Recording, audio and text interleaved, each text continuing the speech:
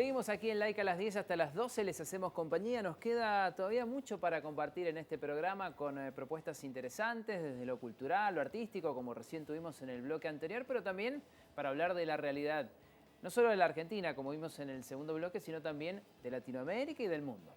Así es, Pole. Por eso vamos a hablar con Luz Faur, que ya está del otro lado, política internacional. Vamos a charlar un poquito sobre, bueno, qué está sucediendo en el mundo. Luz, ¿cómo estás? Hola Pau, hola Emi, un placer estar con ustedes nuevamente. Bueno, Luz, vamos a arrancar por el primer tema, si te parece, que es lo que está sucediendo en Chile, lo que sucedió ayer con la presentación de la nueva Constitución y ya hay fecha para un plebiscito. Exactamente, ayer fue un acto simbólico en donde la Convención Constituyente que se formó hace un año atrás entregó la propuesta de una nueva constitución para reemplazar a la existente desde 1980. ¿Por qué les digo un acto simbólico? Porque lo que se hace es presentar este borrador final. Ya el 28 de junio la Convención Constituyente había terminado esta labor. Se presenta y se disuelve ya la Convención Constituyente. Y ahora quedan 2 meses para hacer campaña. Definitivamente la campaña en contra y a favor de esta Constitución empieza mañana, 6 de julio, y tienen 2 meses porque el 4 de septiembre es cuando se va a votar si se acepta esta nueva Constitución, es decir, se aprueba reemplazar la Constitución vigente desde 1980, o si se rechaza y quedaría todavía, digamos, la Constitución que fue implementada en el gobierno de Augusto Pinochet. Luz, si la propuesta es por el sí, hay una nueva Constitución. Si la propuesta es por el no, se vuelve a la anterior, no se vuelve a rediscutir este borrador.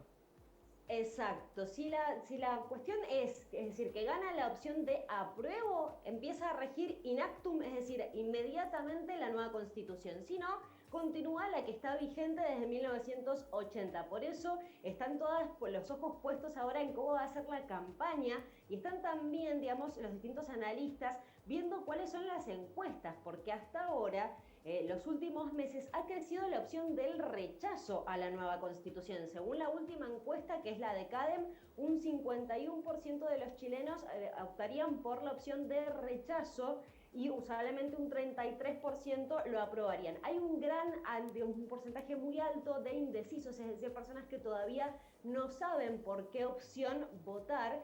Y según otra encuesta, que es la de Pulso Ciudadano, el rechazo sería de un 44% y un 25% lo aprobaría. Pasa que también hay que tener en cuenta ciertos factores de por qué ha aumentado tanto el rechazo a esta nueva Constitución.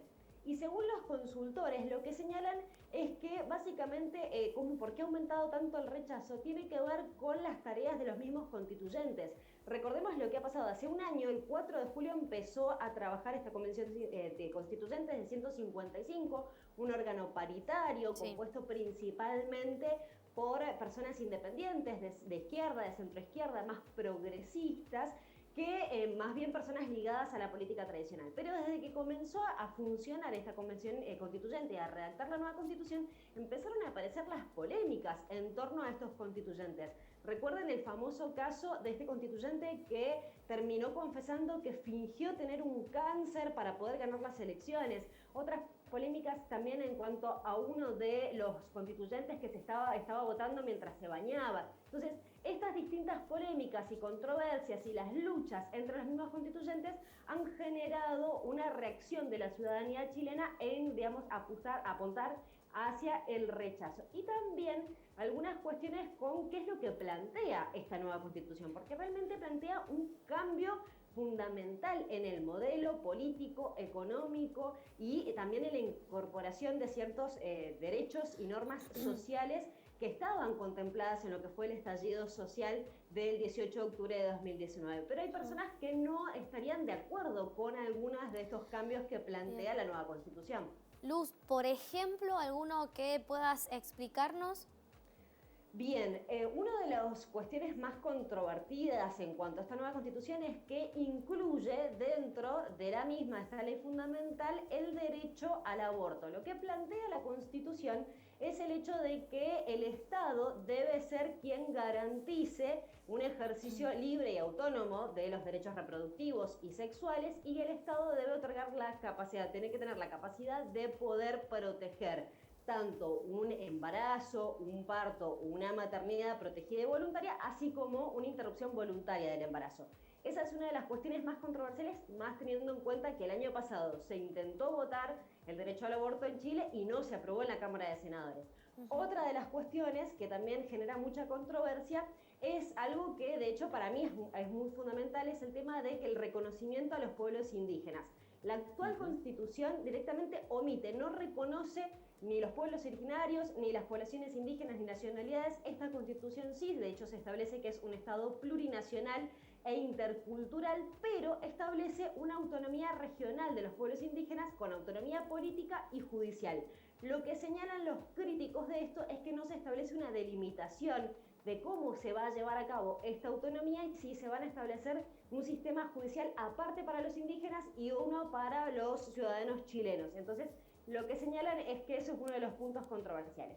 Y otro también muy importante a tener en cuenta es que se señala un cambio del modelo político, ¿sí? Actualmente lo que es el poder legislativo está conformado por una Cámara de Diputados y por el Senado. Sí. Bueno, la propuesta de ley fundamental establece dos cámaras que son, digamos, con poderes asimétricos, completamente independientes. Una es la Cámara de Diputados, compuesta por 155 diputados, y por otro lado, la Cámara de las Regiones, que estaría abocada únicamente a leyes de acuerdo regional. Entonces, lo que ellos señalan es que se eliminaría completamente el Senado, una institución que lleva más de 200 años en el país.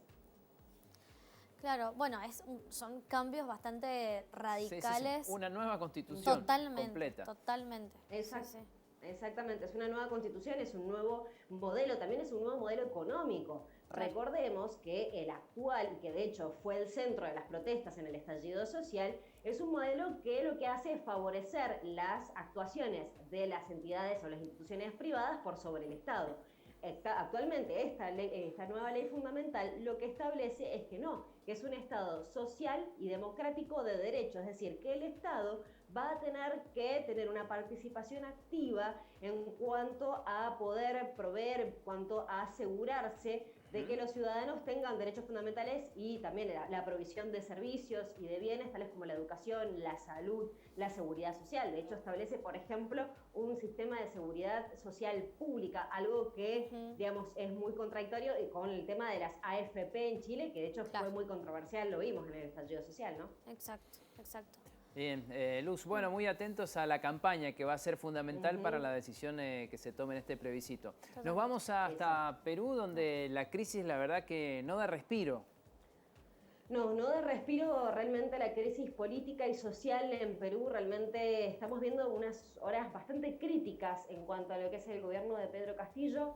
Un pequeño respiro, podríamos llegar a decir, se pudo ver ayer, porque para ayer se había anunciado, de hecho se llevó a cabo unas horas, un paro del sector transportista, por unas horas se llevó a cabo, paralizó prácticamente Lima, Callao. En las últimas horas de la noche se anunció un levantamiento de este paro, pero esto no indica que haya una solución. Tenemos por un lado el sector social, que tiene realmente una situación muy crítica, que está demandando reformas políticas y económicas, y además un Pedro Castillo que está siendo asfixiado, podríamos llegar a decir, desde diferentes frentes. Sí. Lo que fue la semana pasada dejó realmente una semana muy, digamos, preocupante. ¿Por qué? Porque cerró con la separación por parte de Pedro Castillo de Perú Libre. Perú Libre es el partido que lo llevó al poder. Perú Libre le pidió la renuncia, Pedro Castillo renunció, es decir, que se queda sin el respaldo de Perú Libre en el Congreso.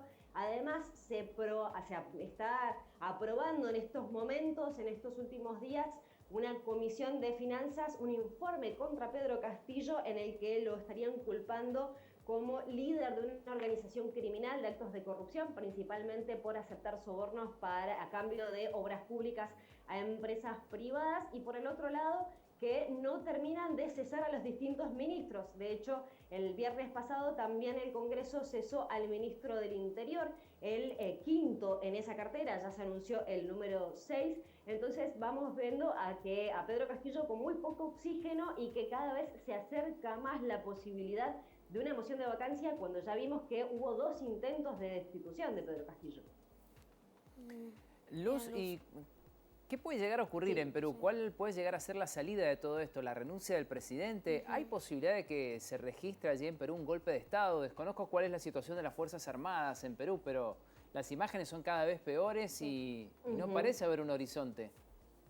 Realmente no parece haber un horizonte y por ahora tampoco se ve que vaya a suceder algo bueno. Las alternativas son las siguientes. Tenemos un Pedro Castillo, como les decía, debilitado, que prácticamente no tiene apoyo parlamentario, solamente son 11 los diputados que lo estarían apoyando, ¿sí? Dentro de lo que fue la bancada de Perú Libre. Recuerden que se fragmentó en 4 partes, solamente 11 estarían respaldando, que es el bloque magisterial. Entonces se ve la posibilidad de que se apruebe esta acusación constitucional. Si se aprueba la acusación constitucional, podrían inhabilitarlo, esta subcomisión de fiscalización del Congreso podría llegar a inhabilitarlo por 5 o 10 años por justamente infracción a la Constitución. O podría avalar a que haya un nuevo proceso de destitución, es decir, una nueva moción de vacancia, que necesitaría 87 votos de 130 congresistas actualmente. Y esto es un escenario que se ve cada vez más factible, teniendo en cuenta que Perú Libre rompe con Pedro Castillo y los 16 votos que tenía a favor Pedro Castillo en su momento, antes de que rompiera con Perú Libre, se van a la oposición, o sea que podrían llegar a apoyar una moción de vacancia, pese a que Vladimir Serrón, el líder de Perú Libre, dijo que no estaban a favor de actitudes golpistas. El escenario es bastante complejo. Vimos en declaraciones de ayer de uno de los congresistas, Montoya, de Renovación Nacional, que planteó que el cierre del Congreso, porque también está la opción de que Pedro Castillo convoque a un cierre del Congreso, como pasó con Martín Vizcarra, recuerdan, en el proceso en 2019. Bueno, la cuestión es que podría llegar a cerrar el Congreso. Ahora Montoya dice que las Fuerzas Armadas no estarían de acuerdo con un cierre del Congreso, por lo tanto dejó entrever también la posibilidad de un bloque, o sea, de un bloqueo por parte de las Fuerzas Armadas y un golpe de Estado. Entonces, realmente es muy preocupante el panorama en Perú y vemos a un Pedro Castillo muy asfixiado. Bien, bueno, también le vamos a dar seguimiento a este tema, al que sucede en Perú en estas últimas horas, que como está diciendo Luz, bueno, se van a definir muchas cosas. Luz, bueno, algo que venimos también trabajando es el tema de la violencia en Estados Unidos. Ayer hubo un tiroteo por el 4 de julio en Illinois y también policías asesinaron a un afroamericano en Ohio.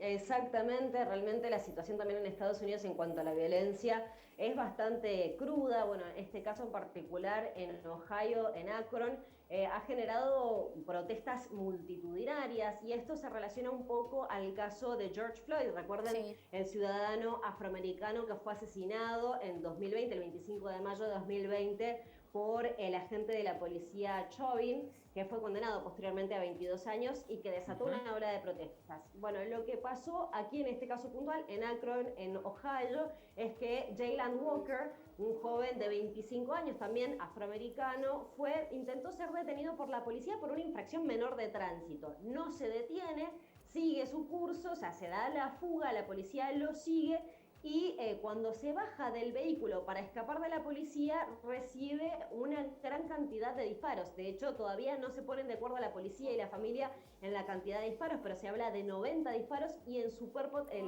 joven Jayland habría tenido 60 heridas de bala. Entonces, lo que llama la atención es justamente, y vuelve a reflotar este debate de la violencia y el abuso policial y un racismo sistémico en Estados Unidos. Sí, bueno, es terrible. Uno ve las imágenes y es impactante. Hay un registro sí. Y Luz, existe la justicia en Estados Unidos, o sea, después alguien termina siendo condenado, pero lo que llama la atención y realmente asusta es la impunidad con la cual actúan las fuerzas de seguridad para con estas personas. Exactamente, el tema el mismo Joe Biden, el presidente de Estados Unidos, lo ha dicho, es este racismo sistémico que hay en Estados Unidos, de que un hombre negro tiene 3 veces más de posibilidades de morir bajo las manos de un policía que una persona blanca. Y si bien, como vos señalas, existe la justicia, pero tampoco es que hay una justicia tan concreta. Por ejemplo, Joe Biden cuando hizo campaña para llegar a la presidencia, o sea, dijo que iba a reformar a la policía, no lo logró, porque de hecho en el Congreso se encontró con las trabas del Partido Republicano y lo único que pudo hacer fue una orden ejecutiva para modificar un poco el actuar de la policía en cuanto, digamos, a establecer límites en cuanto al uso de la fuerza. Pero realmente no ha habido grandes cambios, ¿sí? O sea, a pesar de esta orden ejecutiva, se necesita de una reforma estructural de la policía para establecer, digamos, cuándo realmente se tiene que utilizar la violencia o no, y sacar un poco también los estereotipos y el prejuicio por parte de la policía hacia esta población afroamericana, ¿no? Totalmente, Luz. Muchísimas gracias por esta comunicación. Lamentablemente, bueno, el tiempo se nos ha ido, pero bueno, gracias y seguramente en estos días nos comunicamos nuevamente con vos. Gracias a ustedes, chicos. Siempre es un placer poder charlar. Un abrazo. Luz Faur con toda la información de la política internacional. Bueno, ya sabemos qué está sucediendo en el mundo, en Latinoamérica también. Pasamos por Perú, Chile y Estados Unidos. Vamos a hacer una nueva pausa, tenemos mucho más para compartir aquí en Like a las 10. Quédense hasta el final, ya venimos.